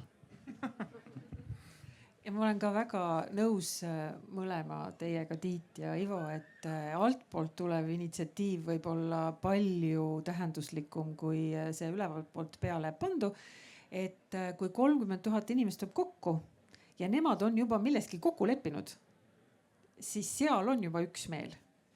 Eks ole? Ma ei tea täpselt, kuidas see teil oli mõeldud, kas see oli niimoodi, et tuleb ka 30 000 ideed ja siis nendes ongi võimatu võib-olla kokku leppida, kui neid on nii palju. Aga et äkki siis sealt ikkagi jõutakse, sealt koorub välja mingi kõige parem ja selles on need 30 000 juba kokku leppinud, siis see ongi see ühtsus, et kui see tuleviku ainukene garantii, et saab koos edasi minna, on see, et ollakse ühtsed ja ei kakelda, siis see saabki enda altpoolt tulla. Ma tahtsin öelda veel seda siia juurde, et tegelikult ühiskonna muutuste tegemiseks, nii palju kui sellest kirjutatud on, ei ole tarvis, et me kõik teistmoodi mõtleksime. Et tegelikult see protsent, kes peaks hakkama muutma, see on suhteliselt väike. Et ma olen kirjanduses kuulnud arvusid 2–10%. Et kui see miinimum on läinud üle juba, kui toimub mingisugune selline muutus, siis on teised, kes tulevad kaasa, üks osa jääb, kes jääb alati, ei, see ei toimi mitte mingil juhul, et neid ei ole võimalik muuta. Aga kuskil peab olema see kese, kes toob selle mingi uue mõtlemise ja uue toimimise. Ja vaat kui me selle unistamise käigus või mina nimetan seda raamideta mõtlemiseks, kuidas on see oma tähtsust, aga poeetiliselt unistamine kõlab paremini. Kui me selle käigus leiame selle mingi idee, mis meid kannaks ja hoiaks, keegi ei ütle seda praegu välja, sa tahad pärast küsida, et mis on teie ideed, eks ükskõik, mis me välja ütleme, see oma mingit tähtsust. Sest et kui on palju inimesi, sealt võib kerkida ülesse ja miks me ei peaks andma seda võimalust, et see kasvulava on loodud, kus selline uus idee võiks tulla. Ja näiteks maailmakoristus opereeris ja opereerib siiani protsendiga 5. Et 5% on see, et ühiskonnas hakkaks midagi muutuma. No matemaatikuna ma ütlen, et kehtib normaaljaotuse 3 sigma reegel. See on esimene ots on niisugune 2+% ja siis on see umbes selline 10, mis juurde tuleb. Et need esimesed 15%, siis kõik muutub. Ja. Esimesed kui mitu protsenti? Esimesed 15, kui tulevad 15. kaasa. Et, siis on nagu muutus? Siis on kõik, siis läheb. Oho. See oli teooria, minu poolt tuli empiirilised andmed, mis olid 2–10, enam-vähem sama kant. Jaa. Räägime elevandist toas, räägime sellest, et isegi mitte nüüd meie majandusprobleemidest siin Eestis, vaid räägime ikkagi sõjahirmust. Sest see on ikkagi tunnetatav ühiskonnas. Kuidas selles valguses üldse on võimalik unistada normaalselt? Ivo, kui sa mõtled kas või oma ettevõtte peale, kui teil oleks reaalselt sõjahirm ettevõttes ja sa palud tulla nüüd kõigil unistama, siis mis sealt välja tuleks? No umbes sellel teemal me rääkisime kell 2 siin diagonaalis uue majandusministri Erkki Keldoga, et tegelikult, ja siin on väga hea näide, meil on reaalelust täna praegult on ju Eesti Vabariik ja Leedu Vabariik, me põhimõtteliselt identses olukorras. Ja leedukatel majandus ei lange, nad on suutnud nii-öelda sellest majanduslanguse Euroopa tsüklist läbi sõita. Ja seda on kõike põhimõtteliselt mina väidan, et jah, seal on oma subjektiivsed aspektid, natukene sellest, et kus on nende eksporditurud ja see ei ole kõik nii tähtis. Väga suur osa on ühiskondlikul narratiivil. Et see, millest kohalik business teenaja, millest kohalikud inimesed räägivad, et meil on tegelikult võimalus sellest pääseda. Ja loomulikult ei ole seal olnud ühiskonna osa ka see, et öelda, et kohe järgmisel aastal tulevad meile nagu võõrad saapad, on ju. Sellist nii-öelda mõtteviisi ei ole kultiveeritud. Ehk siis väga paljuski ikkagi narratiivi küsimus. Ja ma arvan, et seda mõttelaadi on võimalik inimestele viia. Et samamoodi, et kui, isegi kui laiemas ühiskonnas on nagu sõjahirm, on võimalik võtta inimesed kokku ja öelda, et kuulge, see on ebaratsionaalne. Et tegelikult me võiksime mõelda ennast paremasse kohta. Ja see on väga paljuski sellises ühiskondliku mõtlemises kinni. Ma väga nõus, et me olemegi jamas siis, kui me kogu aeg ainult kardame. Et siis on tegelikult juba ju vaenlane sealt piiri tagant saavutanud oma eesmärgi. Aga see eesmärk ongi saavutatud ju mingis mõttes. Väga kahju, et tegelikult peaksime suutma ennast kokku võtta ja mõelda niimoodi, et kui meil ka ei ole seda 1,6 miljardit, et tervele Venemaale vastu astuda relvadega ja me niikuinii ei saa seda mitte kunagi teha. Et tegelikult siis me läheme oma riigikaitsele rihadega, et me ei tohiks selles paanikas unustada oma väärikust ära. Ei tohiks tegelikult. Kas Tiit, sa näed, et on võimalik selles kontekstis piirideta mõelda? No see ilmselt kuulub selle mõtlemise juurde.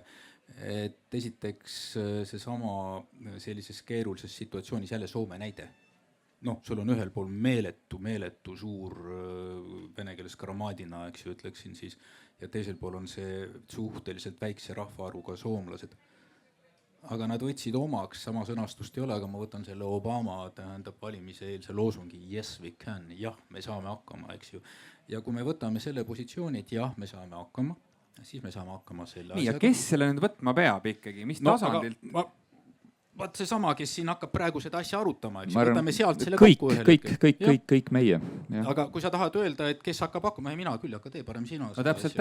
Sellepärast ma ütlengi, et ei hakka seda jaotama nüüd, kes teeb, sa tekitad kohe, et keegi peab seda meile tegema. Ma saan aru, et Tartu Ülikoolis õpetatakse ka sellist distsipliini nagu muutuste juhtimine ühiskonnas ja sealt on tulnud juba palju diplomeeritud inimesi. Küsimus on, et millal see nüüd villa hakkab kandma, selles mõttes, et meil on praegu ikkagi selline kriis, ma väidan, kus meil ongi vaja seda mindseti muutust näiteks väga tõsist teha. Küsimus on, kui meil ei ole Lennart Merit ja meil ei ole teisi selliseid tüüpe tegelikult eesotsas, keda kõik kuulaksid, siis kust see muutus tuleb? Tead, aga paneme selle asja käima. Küll need inimesed tulevad. Ära ütle, et aga kust need inimesed tulevad? Kust mina tean, kus kohast need tulevad? Paneme selle süsteemi käima, küll nad tulevad, kui nad olemas on. Tulevad 6 kangelased sealt seest. Loomulikult. Aga kui sa võtad selle, et aga kus nad tulevad, siis see ei ole yes we can, aga yes we cannot, maybe we cannot, umbes selline asi. Meil tegelikult muidugi natukene on ka neid inimesi, keda kuulata ja kelle jutt ei põhine ainult sellel sõjahirmul. Meil on Joonatav Sevjov ja meil on veel mõned sellised, kes ütlevad meile, et see hirm ei ole ratsionaalne. Täpselt see, mida leedukad on suutnud oma inimestele öelda, aga neid peaks rohkem olema. Seda paanika õhutamist on tõesti palju. Ja siin on just see sama oma lugu, see terviklugu, eks ju. Oot, kumb on nüüd ikkagi enne, kas muna või kana? Kas sa tahad, ma vastan nagu bioloog? Kui nagu bioloog, siis muna oli ennem. Küsimus on, et kumb on selles debatis muna või kana? Et kas me saame nüüd unistada selles kontekstis, veel kord on ikkagi endiselt see küsimus. Ma kohe ütlen ära, sest et tähendab seda, miks ma ütlesin muna, sest et vaata, reptiilid olid ennem olemas kui kana evolutsiooniliselt. Nii et munad olid ennem olemas. Nõus. Nii. Aga kas selles kontekstis veel kord, see on nüüd ikkagi see küsimus, kas saab unistada või tuleb enne teha see baas, see foon luua sõbralikumaks, normaalsemaks? Ära tuuruta nende asjade ümber, mis peab ennem või pärast, paneme selle asja käima. Et sa tahad Startupi mõtleviis Riigikogus. Mingit karkassi üles ehitada ja et kui see karkass on olemas, siis ta hakkab tööle. Aga no kui ta ei hakka tööle, laseme, et hakkab ise tekkima, asjad tekivad ise, kui nad tekivad. Väga looduskeskne mõtlemine. Võib-olla siin aitab see, et kindlasti ei pea seda keskkonda enam looma, see ei ole võimalik, selles mõttes, et muidu ei juhtugi midagi, on ju. Aga et need inimesed, kes kokku tulevad, nii nagu me ka siin alustasime, nüüd selleks, et kõigil inimestel ei ole piirideta mõtlemine valmis. Selle jaoks tuleb neid hästi ette valmistada. Et kui nad kogunevad, siis neil peab olema keegi, kes seda modereerib, kes juhib need mõtted avaraks. Et ma arvan, see on see tehnika. Ma ütlen siia veel ühe asja juurde, et ei ole ühtegi suurt asja, mis ei ole peale hakanud väga väikesest asjast, eks ju. Nii et siin jällegi ära mõtle asja suureks, hakkame väikselt peale, vaatame kuhu läheb. Ma tuleks nüüd tagasi korraks selle juurde, mida Kristjan rääkis. Et võib ka lihtsalt olla ja unistus ei pea tingimata olema ju ainult meeletult suur, mis teeb Eestist maailma esiriigi või mingi tohutu, kõik järgmised nobelistid on siit, ta ei pea olema nii. Et unistus võib olla aga palju väiksemal tasandil ja palju lihtsamal tasandil ja et me saaksime lihtsalt rahulikult olla oma maal elada niimoodi, et meid ei segataks. Ja kas või selle näite, tulen Saaremaalt, just mul on seal suvekodu, et käisin metsas, sain kukeseeni ja tegin endale kukeseeni praetud munaga. Super, ma ei võigi paremast asjast unistada, et see ei ole suurem jaht või ma ei tea, mis imeauto. Unistuse võib ka sellele lähme normaalsele tasandile unistusega ka vahest, siis on täitsa okei elada. Nii, ja publikus tuleb esimene kommentaar või küsimus. Ja ma tahtsin jagada kogemust, et kuidas unistada saada, et on üks väike grupp inimesi, kes võttis paar nädalat tagasi täiesti sõltumata sellest eestvedamisest endale ülesandeks panna nädala aega kirja 300 unistust. Isiklikku. Minagi olen seal grupis. Ma jõudsin nädalaga 187 unistuseni. Aga ma pean ütlema, et 20 peal mul oli täiesti lootusetu tunne. Väga raske on seesama piirideta mõtlemine ka nagu isiklikus kontekstis. Aga täna täiesti juhuslikult siia arutelule jõudes ma mõtlesin, et oi, aga tegelikult selle 187 seas tegelikult oli juba ka Eestile mõned. Ehk siis ma nagu jagan seda kogemust, et te panete tohutu suure lootuse selle 30 000 inimese peale. Et kui sa tegelikult seda unistamist kogenud ei ole, siis enne tulebki kõik see praktiline, mis on võimalik. aga selles volüümis peitub see, kus sa pead nagu hakkama, see surve tekib, et minna täiesti üle piiri. mis siis juhtus, kui 20 oli sul kirjas, kuidas sa selle krõksu nagu tegid? Ma kurtsin teistele, no enam ei tule midagi. Ja siis tegelikult... Kas teistel oli sama jama? Jaa, seal mõned on jäänud sinna 50 juurde kinni. Nii. Aga tegelikult meil samamoodi on oma eestvedaja, kes ütles, et noh, tegelikult sa võid minna täiesti crazy'ks. Nagu on üks terapeut, kes seda veab. Ja tõi mõned näited, kui crazy'ks võib minna. Aga ütle midagi, kui sa saad enda intiimsest unistuste nimekirjast, mis on crazy. Aga tõesti, et saaks aru, mis on crazy, mis aitas? Et ma teen uue USA presidendiga intervjuu näiteks. Ja et ma kirjutan raamatu. Aga need ei ole ju kumbki üldse crazy, on? Jaa, kui sa niimoodi hakkad mõtlema, et no raamatu ma võin kirjutada, aga USA asi on natuke kauge võib-olla, on ju? Võib-olla on natuke kauge. No natuke on, aga no ta ei ole nagu, ma mõtlesin, sa mõtled täitsa nagu... No vaata, juba kritiseerib. Ja. Ei, ma üritasin ka arvata, mis sind aitas. Et selles mõttes aitas ikkagi selline asi, mis on maine, mis on nagu põhimõtteliselt siin kuskil olemas. Ja mina päris seda Estoniaga nagu manipuleerimist, kuigi ma olen Estoniat näinud manatuna enda ette. See on siis see Kristjan Järvi välja mõeldud. Estonia on väga nunnu. Aga ma tahtsin lihtsalt jagada seda kogemust, et see 300 kirja panna ka oma isiklikus elus on tegelikult ülikeeruline. Kuulge, aga see on ju kõikidele tegelikult, kes vähegi viitsivad kaasa mõelda ja kaasa teha, nädalavahetus on tulemas, eks ju. Vihmane nädalavahetus.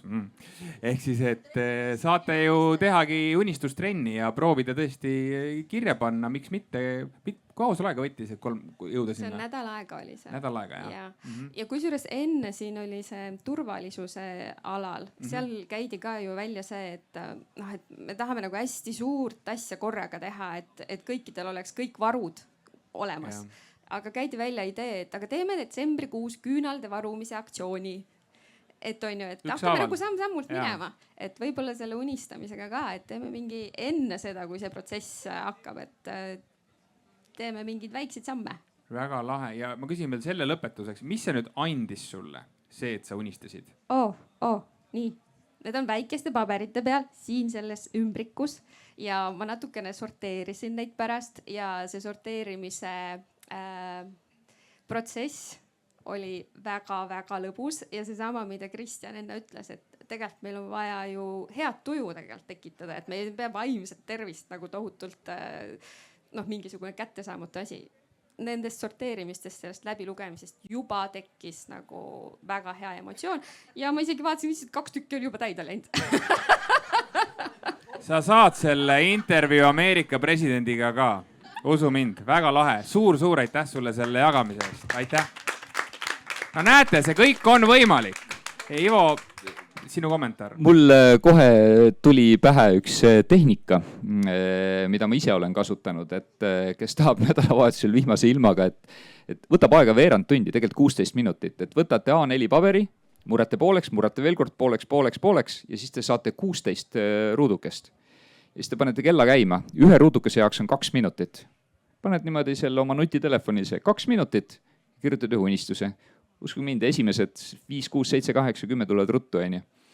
Et kui niimoodi saab treenida, et panedki 2 minutit unistus, 2 minutit unistus, 2 minutit unistus. See on tehnika, mida me ise oleme kasutanud oma protsessis. Väga lahe. Kas on kellelgi veel kogemusi unistamisega jagada? Või mingid... seal on. Nii. Ei ole kogemusi unistamisega väga. Aitäh, et ütlete, väga meeldib. Aga mul tuli vahepeal sükene mõte, et sa, Mart, rääkisid siin Eesti Nokiast. Ma tahtsin üldse arengukavast natukene unistamisest ja sellest tuulepuhumisest, mis sa rääkisid. Et kõik nüüd kuidagi ühte panna, et siis mul tuli sükene mõte, et nii nagu need arengukavad, mis kohe vanaks saavad, et unistustega võib ju samamoodi juhtuda. Et kui me Eesti Nokiast rääkisime siin 30 või 20 aastat tagasi, siis me niiviisi intuitiivselt võib-olla tunnetasime, et kuhu poole me tahame minna või mis me selle all mõtleme. aga täna, mis asi see Nokia on? Soomlastelgi pole seda enam. Et kas, kui soomlastel seda ei ole, et millest me siis unistame? Et jube keeruline. Mul hakkas tööle see enda insener minu sees ja siis ei ole seda sükest, ratsionaalne pool ühesõnaga. Aga selle asemel, see tuulepuhanguga seoses, et soomlased vahepeal on jälle 1000 megavatte pannud endale tuulegeneraatoreid, mis nüüd puhuvad seda tuult. No tuulegeneraatori ongi seesama, mis genereerib tuult, ju teate. Ja siis, et me peaksime oma unistuse võib-olla ka kuskile sinna, ma ei tea, tuule poole äkki sättima rohkem ja sellest Nokiast võib-olla enam mitte rääkima. Ma kohe tahaks peegeldada siia vastu, et see minu meelest viib väga ilusti selle juurde, mida sina ka alguses ütlesid, et unistamine on see pragmatismi ja äriloogika osa. Aga kui nüüd 30 000 unistust koguda, et siis tõesti ei tohiks ära unustada seda, et nende puhul ka tasuks küsida, et kui ma seda saan või ma seda saan teha, et siis nagu miks? Et see peaks seal juures olema. Jaa, Tiit? See, mis siin nüüd unistamiste osast üks mõttearendus mul tuli, aga ma ei ole päris kindel, kas ta siia konteksti tuleb, nii et visake mind millegagi ei tulnud. Et võt, mingite uute ideede kogemisega, eriti kui sa koged kuskil kaugel maal seda asja ja sa oled see asi on niimoodi, et see on nii on õige. Ja sa tuled oma keskkonda tagasi ja see keskkond imeb sind sisse ja see uus idee kaob ära kuhugi. Et vaata, see on pärast igat konverentsi. Ja no täpselt, kõik, kes on kuskil käinud, kõik tunnetavad seda asja, eks ju. Aga vaat siin on üks oluline koht, mida ma ise olen nagu nimetanud, tähendab väärtusruumiks. Et sama mõtet kandvate inimeste hulk peaks olema küllaldaselt suur, et seda keskkonda, mis sind tõmbab tagasi, et sellele saaks tekitada selle vastukaalu, mis hoiaks üleval, sest üksinda sa ei suuda, sa oled, midagi ei ole teha, me oleme kõik lambad, eks ju, lambakarjas koos, eks ju, kui lambakari liigub ühes suunas, ülekantud tähenduses, või võtame rästakari, siis on võib-olla parem tähendus, et ei ole negatiivsed. Et siis on väga raske öelda, et lähme kuhugi teise suunda, eks ju, aga kui need on juba rohkem, siis ühel hetkel hakkab minema. Et ühesõnaga, meil on tarvis seda mingit jälle seda algmassi, kes nagu paneb mingeid asju mingis teises suunas. Nii nagu teil oli grupp, eks ole, kes toetas teineteist. Täpselt. Nii, Eeva tahab kommenteerida. Ma lihtsalt mõtlesin, et ma ütlen 2 hästi praktilist asja. Tule kõlari eest igaks juks ära. Kõlari eest. Et kõigepealt seda, et meil on plaanis, et äkki me koolitame välja umbes 100 unistuste juhti, et kes samamoodi hakkavad nagu läbi viima ja aitavad, tulevad inimestele appi neid unistusi nende seest välja tooma. Nii et ja kõik, kes tahavad kaasa mõelda, ennast unistuse juhiks pakkuda või kuidagi protsessis olemas olla või kellel on küsimusi, et siis tegelikult saab kirjutada kirja kirsike@hakkablooma.ee, et kui kellelgi on mingi mõte, mingi unistus, midagi tahab teha või teab kedagi inimest, kes tahaks kaasas olla, siis kirsike@hakkablooma.ee. Aitäh, Eeva. Ja räägime siis nüüd aastasse 2050. Räägime kohe praktiliselt teie enda unistusest. Ivo, millest sina unistad? 2050, Eesti lugu. Jaa. No mina olen, ilmselt pealtnäha ei paistagi välja, aga ma olen juba paraselt selles vanuses, et ma väga palju mõtlen selle peale, kuhu minu lapsed tulevad. Või nad on juba, et kuhu nad nagu jõuavad. Ja kui mõelda, et siuke 25 aasta kontekstis on ju, nad on siin maailmas ja millest ma unistan, et millest nemad osa saaksid. Et see on hästi palju nagu sellega seotud. Ja see on, ma pean tunnistama, üsna selline jalad maas.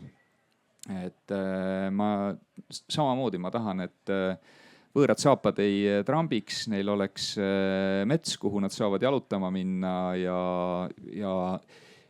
kui ma näen neid inimesi, kes tulevad väljastpoolt Eestit Eestisse oma lapsi kasvatama, sellepärast, et siin on turvaline, et siin on inimlik, et see pool nagu oleks niisugune nagu kandev foon selles keskkonnas, kus nad on. Ja see on nagu väga pragmaatiline. Ehk siis 2050 Eesti parim koht laste kasvatamiseks. Suures piirides küll, jah. Kertu. Mul tuli mõte. Mõte tuli sealt saalist ka enne, kui Kertu ütleb, anname siis inimesele, kes aktiveerus, kellel on mõte, mikrofoni. Nii, trummipõrin ja mõte. Palun. Tuli mõte selline, et kui me praegu siin räägime e-residentsusest ja kõik tahavad äri teha siin Eestis, siis see oleks nagu eriti kõva point, kui Eesti oleks nagu maailma parim koht laste kasvatamiseks. Äri, see käib niikuinii oma rada, sest kui lapsed on siin, siis äri paratamatult tuleb ja väga hea äri, väga lugupeetud ja lugupidav äri. Sa mõtled, et laste kasvatamine, kes saadetakse meile kuskilt mujalt, oleks siuke lugupeetud ja hea äri siin Eestis. Nii, humoristid, lähme nüüd siia tagasi lavale. Kertu, milline on sinu unistus? Jaa, ma unistan tegelikult sellest, et aastal 2050 oleks sama maailmakord. Mitte see uus, mida sealt Venemaa poolt soovitakse kehtestada. Ja et tõepoolest lastega seostub, me tegelikult oleme enam-vähem ühest lapsepõlvest, need on täpselt ühe vanad. Et need lapsed täna või need noored täna on hoopis teistsugused, kui meie olime. Nad on hoopis teistsuguse mõttemaailmaga. Nad on palju sallivamad, palju tolerantsemad ja ma ootan juba, millal see generatsioon saab võimule. Sest siis alles läheb heaks ja siis alles hakkab juhtuma. Et unistan, et nad saaksid vabalt mõnusalt võimule ja et seda jama ei tuleks, millega meid ähvardatakse.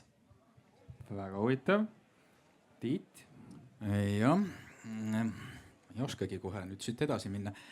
Et 25 aastat, et mul tavaliselt, kui keegi ütleb, et mingi arengukava tuleb teha seal 2035 pluss aastat, et siis ma tavaliselt proovin retrospektiivselt vaadata, et kuidas ma mõtlesin nii palju aastat tagasi, et siis aasta oleks 1999, milline mu mõtlemine oli ja kas ma sellisel juhul kaudseltki midagi praegust oleks osanud välja mõelda, mis praegu on ka probleemide osas, eks ju, no absoluutselt mitte. Et siis selles puhul pealt ette ennustamise mõttes on see täiesti võimatu ette ennustada, mis meil on. Unistused on teised asjad ja ma teadsin, et seda küsimust ma hakkad esitama ja siis, kui ma nüüd autoga tulin Hiiumaalt, eks pikk sõit, õudselt tüütu sõita ausalt öelda siia. Et ja järsku tuli mul selline loosung välja, kahesõnaline, elu jaatamine. Et see idee võiks olla elu jaatamine ja ma pean seda natukene lahti rääkima, see laste asi läheb sinna samasse teemasse sisse. Aga elu jaatamine läbi põlvkondade ja erinevate eluvormid. See on tegelikult see, mis mingil määral nagu tagaks meie püsimise ja elu jaatamine on ka kõik see, mis tuleks sealt teiselt poolt piiri. Ja kuidagi hakkas mul see elu jaatamine kuidagi väga kõnetama, et selle kahe sõna taha saab väga palju olulisi mõtteid ja kaalutlusi panna. Nii et võimalik, et 25 aasta pärast me jaatame elu, inimeste elu, teiste eluvormide elu, biosfääri elu, peame lugupidamist ja elame lihtsalt. Ei taha mingeid täiesti totraid. Me ei taha minna sinna Marsile elama, et seal on väga raske elada, usu mind, see ei saa kunagi teoks. Aitäh ja palun saali sõna. Jah, ma palun mikrofoni. Mina ütleks kahe lausega selle tuleviku unistuse ära, et vaielge vastu ja mõelge kaasa. Ja need kaks lauset võiksid olla siuksed, et tuleviku Eesti, võtame siis see 2050, looduskeskkond peaks olema sama hea või parem või vähemalt sama hea kui täna. Ja et siin maal elavate inimeste heaolu ja õnnetunne, mis ei võrdnu majandusliku rikkusega, oleks sama hea või parem või vähemalt sama hea. Ja selle peale ehitaks ka majandusvisiooni, mis on ainult kahes lauses. Kõik tegevused, mis viivad sinna poole, on lubatud ja kõik tegevused, mis viivad sealt eemale, ei ole lubatud. Ja rohkem kriteeriumeid ja strateegiaid ei olekski vaja. Tundub, et inimesel on eraettevõtluse taust. Et arengukava on ühelauseline põhimõtteliselt. Nii. Veel saali suuname oma pilgu nüüd siit Öelge julgelt mõni unistus. Ma vaatan, et rohelise mütsiga on kindlasti üks mees, kes on meist poole noorem. Väga huvitav oleks kuulda ja ongi käsi püsti. Väga tubli. Nii. Ja tere, mina olen Robert, natuke kaasatud ka sellesse unistamise ja Eesti loo projekti juba varasemalt. Ja siis ma olen nüüd võib-olla sellest noorte generatsioonist või kes pidi võimule saama või? Et käisin täna siis noortealal ka noortega rääkimas ja küsimas noorte käest, et kas te julgete unistada ja ma olen ka noor, aga ma küsin teiste käest. Et kas te oskate, kas te julgete unistada ja siis tuli vastus, et jaa, tahame unistada ja oskame unistada ja mis vahepeal takistab, on keskkond. Et kui need inimesed ja see keskkond minu ümber, et kui see pärsib unistamist, siis ka need noored ei kipu väga unistama, et tuleb luua see mingisugune keskkond selleks unistamiseks. Siis ei pruugi seda plokki ka nii kergesti ette tekkida. Aga sinu enda unistus 2050? Vana sa oled siis üldse 2050? Ma olen siis 46 või? Nii, 46-aastase sinu unistus. Vot olekski väga hea, et Eesti on alles, maailm on alles. Eesti, ütleme niimoodi, et eestlased on ühtsemad kui praegu. Meie looduskeskkond on kindlasti parem kui praegu. Ja ma arvan, et mingisugune, ja vot see hea küsimus, et maailmakord, et see võiks olla sama. Mina arvan, et ei võiks olla sama, see võiks olla palju parem. Meil võiks olla siukseid riike nagu Venemaa võiks olla kõvasti vähem ja siukseid demokraatlikke riike võiks olla kõvasti rohkem. See on siuke unistus, mis tundub väga ebarealistlik, aga vot see oleks väga äge, kui oleks seal see on väga realistlik unistus. Ära võta positsiooni, et see on ebarealistlik. Jah. Suur aitäh. Ja kas on meil veel?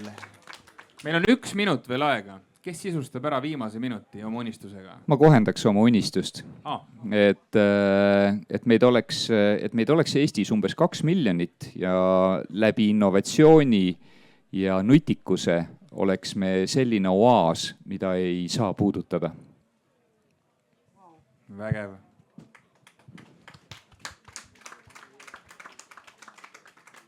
Sellele kirsile vist ei ole võimalik rohkem oma torti peale panna. Aitäh Ivo, Kertu ja Tiit. Aitäh Kristjan ja aitäh kõikidele kuulajatele, kes te elasite kaasa, mõtlesite. Hakkab looma, Eva, kas hakkablooma.ee on juba olemas või see varsti tuleb? Hakkablooma.ee on olemas juba. Aha, aga veeb on ka juba olemas. Oi, hakkablooma.ee, palun vaadake sinna ja siis kohtume kevadel hiljemalt uuesti ja nautige Arvamusfestivali. Aitäh! Aitäh!